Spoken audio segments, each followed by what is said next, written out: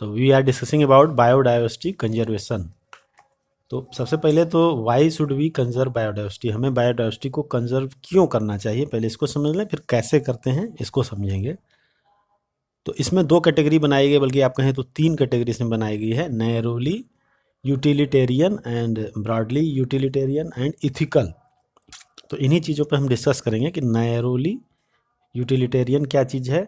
तो नैरो का मतलब ये है कि जो चीज़ें हम लोग डायरेक्ट इकोनॉमिकली बेनिफिट उनसे मिलता है हमको, नेचर से, प्लांट से, जैसे कि फूड के फॉर्म में मिलेगा, जैसे सीरियल्स हैं, पल्सेज हैं, फ्रूट्स हैं, इसके अलावा फायरवुड है, फाइबर है, कंस्ट्रक्शन मटेरियल है, इंडस्ट्रियल प्रोडक्ट जैसे कि tannin, lubricants, dyes, resins, perfumes and products of medicinal importance. बहुत सारे मेडिसिन भी आप जानते हैं कि प्लांट से मिलती है, और उसको हम लोग डिफरेंट टाइप के डिजीज के ट्रीटमेंट में यूज करते हैं। More than 25% of drugs currently sold in the market world wide are derived from the plant, and 25,000 species of plant contribute to the traditional medicines used by native peoples around the world। जो भी वहाँ के आसपास के लोग हैं, तो करीब 25,000 पूरे वर्ल्ड में ऐसे प्लांट्स हैं जो कि मेडिसिनली यूज करते हैं, है ना। और उसमें 25% ऑफ ड्रग्स जो हैं कि जो कि मार्केट में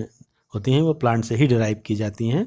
बहुत सी आयुर्वेदिक, एलोपैथिक, होम्योपैथिक, बहुत सारी मेडिसिन हैं जो प्लांट के एक्सट्रैक्ट से बनाई जाती हैं, या प्लांट को पूरा यूज करते हैं, उस तरह से हम लोग उसका यूज करते हैं मेडिसिन प्लांट में। इसके अलावा बहुत सारे ऐसे प्लांट हैं जो अभी भी मालूम नहीं है लोगों को कि क्या इसका इकोनॉमिक इम्पॉर्टेंस है या मेडिसिनल इम्पॉर्टेंस है, जो कि अभी अनएक्सप्लोर्ड हैं, अभी पता नहीं है उसके बारे में बहुत ज़्यादा। बहुत सारे ऐसे जंगल हैं जहाँ अभी पूरी स्पीसीज का डेटा नहीं कलेक्ट किया जा चुका है, नहीं जानकारी है। तो with increasing resources put into the bio prospecting. तो बायो प्रॉस्पेक्टिंग का मतलब ये है कि exploring molecular, genetic and species level diversity for product of economic importance. तो इसी को हम लोग बायो प्रॉस्पेक्टिंग बोलते हैं, कि जितने भी स्पीसीज हैं उनका जो भी डाइवर्सिटी है उसमें मॉलिक्यूलर लेवल पे, जेनेटिक्स लेवल पे या स्पीसीज लेवल पे क्या चीज़ डाइवर्सिटी है उसका, और क्या उसका इकोनॉमिक इम्पॉर्टेंस है। अभी बहुत सारी ऐसी चीज़ें हैं जिनके बारे में नॉलेज होना बाकी है, उस पर काम होना चाहिए, उस पर हो भी रहा है। तो इस तरह से ये नैरोली यूटिलिटेरियन के बारे में हमने डिस्कस किया। अब नैरोली का मतलब तो जो हमको उससे बेनिफिट होता है, जो प्रोडक्ट्स मिलते हैं, जो चीज़ें मिलती हैं, जो इकोनॉमिक इम्पॉर्टेंस है वो है। अब आते हैं हम लोग ब्रॉडली यूटिलिटेरियन पे। इसमें कि कहने का मतलब कि जो बायोडाइवर्सिटी जितना ज़्यादा है उसका हमारे इकोसिस्टम पे क्या रोल है, क्योंकि जानते हैं कि जो जितनी ज़्यादा डाइवर्सिटी होगी उतना ज़्यादा इकोसिस्टम अच्छा माना जाएगा, वेल डेवलप्ड माना जाएगा। और फॉरेस्ट, जैसे कि अमेजॉन फॉरेस्ट की अगर हम बात करें, तो टोटल अर्थ के ऊपर, टोटल प्लेनेट के ऊपर जितना भी फोटोसिंथेसिस होता है ना, उसकी वजह से जो ऑक्सीजन प्रोड्यूस होती है, वो टोटल प्रोडक्शन जो अर्थ के ऊपर हो रहा है उसका 20% होता है करीब। तो इस तरह से जो बड़े बड़े जंगल हैं वो हमारे ऑक्सीजन रिक्वायरमेंट को पूरा करते हैं बहुत ज़्यादा वहाँ से, या कह सकते हैं मेन सोर्सेज हैं वो ऑक्सीजन के। इसीलिए अमेजन को लंग्स ऑफ प्लेनेट या लंग्स ऑफ अर्थ भी बोला जाता है, क्योंकि वहाँ पे इतना ज़्यादा ट्रीज़ हैं कि वो बहुत बड़ा अमाउंट ऑक्सीजन का क्रिएट करते हैं, फोटोसिंथेसिस भी करते हैं। तो इस तरह से फूड के लिए और ऑक्सीजन के लिए हम टोटली डिपेंड हैं प्लांट्स के ऊपर, बायोडाइवर्सिटी के ऊपर। और अगर हम, ये तो प्लांट्स की बात हुई, अगर हम इंसेक्ट्स की बात करें या बर्ड्स की बात करें या एनिमल्स की बात करें, तो प्लांट्स बगैर एनिमल्स के भी सर्वाइव नहीं कर सकते हैं, क्योंकि जो उनमें क्रॉस पॉलिनेशन होता है या एनिमल पॉलिनेशन होता है, उसके लिए जैसे बीज हैं, बम्बल बीज हैं, बर्ड्स हैं, बैट्स हैं, इनके बिना हम इकोसिस्टम की कल्पना नहीं कर सकते। क्योंकि जब प्लांट्स पॉलिनेट ही नहीं होंगे तो फिर वो सर्वाइव कैसे करेंगे।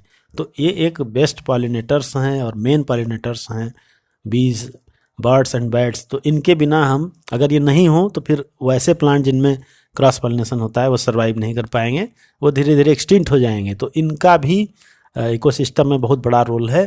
तो इस तरह से ये सब हमारे ब्रॉडली यूटिलिटेरियन में आते हैं कि पूरा इकोसिस्टम हमारा किस तरह से होता है। इसके अलावा जैसे कि अगर कोई जंगल है, अगर वहाँ हम जाते हैं तो हमको फ्रेश एयर मिलती है, एक अच्छा एहसास होता है चीज़ें। और जितना भी नेचर है, नेचर के जितना हम नज़दीक जाते हैं हमें एक अच्छी फीलिंग होती है।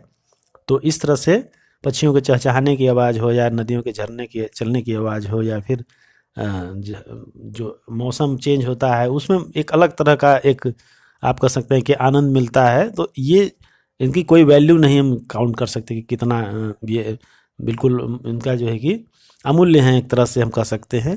तो इस तरह की चीज़ें हमें मिलती हैं। इसके अलावा इथिकल आर्गूमेंट की बात करें तो इथिकल आर्गूमेंट में प्लांट, एनिमल और माइक्रोब्स जो भी चीज़ें हमें प्रोवाइड करा रहे हैं इस प्लेनेट के ऊपर, उनको हम कोई मूल्य नहीं चुका सकते। वो हम उनके लिए एक तरह से कर्जदार हैं उनके। जैसे कि बीज हैं, वो हमको हनी दे रहे हैं, तो हम उनको क्या दे सकते हैं? वो तो एक नेचुरल गिफ्ट है हमारे लिए। और ट्रीज़ हैं, ऑक्सीजन है, ये सब हमारे लिए एक नेचुरल गिफ्ट की तरह है। तो नेचर से जितना हमको फ़ायदा मिल रहा है, तो हमारी भी एक मोरल ड्यूटी बनती है कि उनको हम प्रिजर्व कर, उनको प्रोटेक्ट करें, उनको सेफ करें। इसीलिए आजकल आप देखते हैं कि सेव इन्वायरमेंट के बारे में पूरा वो किया जाता है, इन्वायरमेंट डे भी मनाया जाता है। तो इस तरह से चीज़ों को ज़रूरत है कंजर्व करने की, बचाने की। और अगर हम बचाएंगे तो ये ह्यूमन के लिए बहुत अच्छा होगा, ह्यूमन पॉपुलेशन के लिए, ह्यूमन स्पीसीज के लिए बहुत इम्पॉर्टेंट है कि हम नेचर को बचावें, सेव करें। आजकल इसके लिए बहुत प्लान्स चल रहे हैं गवर्नमेंट के, कैसे पर एनवायरनमेंट को, जंगल्स को कैसे बचाया जाए, ट्रीज़ को कैसे बचाया जाए, प्लांटेशन किया जाए ज़्यादा से ज़्यादा। जितना ज़्यादा हम प्लांटेशन करेंगे उतना ज़्यादा रिच बायोडाइवर्सिटी को डेवलप करेंगे। तो इस तरह से सालों लगता है इन सब चीज़ों को पाने में, और हम एक झटके में उस पेड़ को काट के हटा देते हैं, पूरे जंगल को नष्ट कर देते हैं। तो हमें चाहिए कि हमें इन चीज़ों को बचाना चाहिए और प्रिजर्व करना चाहिए, प्रोटेक्ट करना चाहिए।